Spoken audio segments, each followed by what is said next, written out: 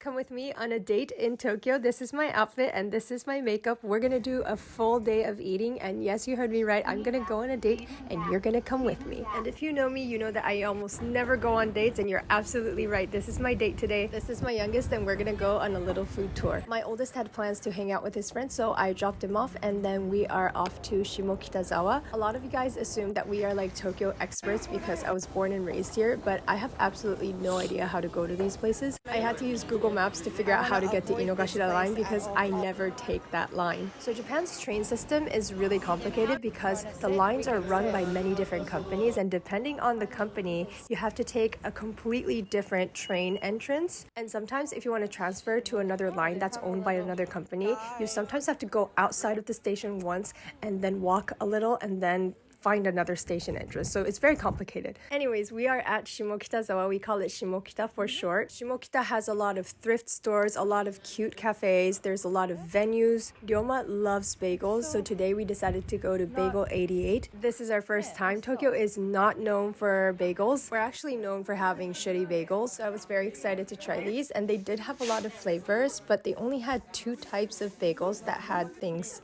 in it, like sandwiched in it. So we just got one of each. So in college, I spent a year in New York and I didn't have a single bagel when I was in New York. It's partly because I was a freshman and I lived in a dorm and we were forced to get this like really expensive meal plan. But either way, it sucks that I didn't have any because I can't compare it to like the New York bagels. Anyways, this is what we got. We got the salmon and this is the roast beef. And no, the roast beef was not dry as it looks, but I did like the salmon much better, and so did Ryoma. Ryoma really liked this one. To me, it was very good, but I would give it like a 6 out of 10. And a 6 out of 10 is pretty high for me because I've never had a bagel that is so good. I honestly don't think it exists in Tokyo. So if you know a bagel place in Tokyo that's really good, please let me know. But again, I think this is one of the better ones because if you go to like a random cafe and if they have bagels, run. Like run. I don't want to get into it, but just trust me and run. Anyways, after we ate, we walked around for a bit and we went to a thrift store for the first time. I'm not really sure if we went into a real thrift store because some of these looked pre-owned, but some of these things looked brand new, and they even had like different colors, so I was kind of skeptical. But everything was super cute. I didn't really care if this was a thrift store or not. Everything was like so freaking cute. I decided to skip the accessories because I didn't know if they were pre-owned or not. But now that I think about it, I think this place was like a mix of pre-owned things and new things. And then I found these super cute butterfly chains and I really had to get them. And I also found this super cute skirt in 2 colors, so I'm assuming this is not pre-owned. The green looked absolutely hideous on me, so I got the white one and the butterfly belt. They told me that they had another store across the street, so of course I had to go. I was begging Ryoma to just bear with me for another 20 minutes. I could have easily spent 3 hours in there. Everything was super cute, but I ended up not buying anything because I didn't want to like impulse buy, and Ryoma was getting super bored. So then we found this super ancient rice cracker store. This scale looks like it's gone through so much. It's seen everything. Shimokita has a lot of stores like this, really old ones mixed with really new ones. So anyways, after that, we wanted to get some dessert. So we found this like matcha place that was very popular, but on our way to the matcha place, we found this like roast beef sandwich place, and we are definitely going to come back for this. I wanted to have this right now, but I was too full. Apparently, this is a very popular matcha place. There were a lot of people waiting outside the store. There was a little seating area outside, and there was a lot of people. Apparently, they don't open till 2 p.m. and also like the people who were supposed to come and open the store was late or something. So we decided not to wait around because we're very impatient. We also found this soup curry place and I was like, I'm gonna come back for this too. I didn't know Shimokita had this many good restaurants. I definitely have to come back and do a part 2. Anyways, since we were too impatient to wait for the matcha ice cream, we decided to go back to Shibuya and get some boba at our favorite boba place. I think I said we were gonna do a whole day of eating, but all we had is bagels. Oh my god, you have to see how crowded the train station was. I was shocked. Like, no, I wasn't really shocked,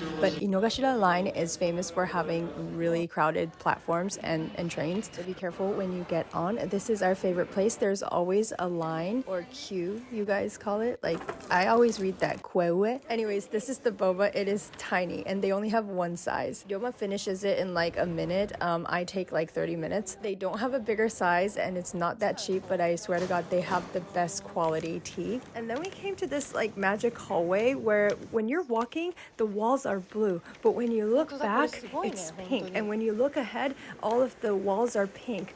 And then when you keep walking, everywhere that you walk through, it becomes pink. Like, what the fuck, right? This is one of the best things about Japan. We have these random things. We spend money on these things. Anyways, I wanted to get some food for dinner, but I didn't know where the hell I was and I got lost. And when I asked this super nice lady, she dropped everything she was doing and she was like, I'm gonna take you there because it's pretty far. So she walked all the way across the station just to take us to the place where we can get food. This is also one of the best things about Japan because when you go to a supermarket and ask a staff where something is, they're not just gonna say, oh, it's on aisle 5 or whatever. They are going to take you there and point at what you're looking for. So this is eel, by the way. It's really good. Anyways, what I wanted to say was I am always amazed by the hospitality. And yes, there are actually a lot of shitty customer service in Japan too, but I think majority of the time is pretty good. Oh, by the way, this is Shibuya Station. They have a gigantic food market in the basement. They usually have these like underground food markets in department stores, but Shibuya has a huge one. So if you're there, you should definitely check it out. And also, like, so many of you guys are raving about the konbini food, but I really want you to go to these underground markets and get their onigiri. They are more expensive, but the quality is like 10 times better, and I swear it's worth it. So please go and try it, okay? Anyways, we headed home and I immediately got into my sweatpants, washed my skirt. You have to wash your clothes before you wear it, okay? Like, I don't care if it's thrifted or not, you have to wash them first. I absolutely love this belt. It reminds me of Limited 2. Anyways, that's about it. I hope you enjoyed my date. Okay, bye.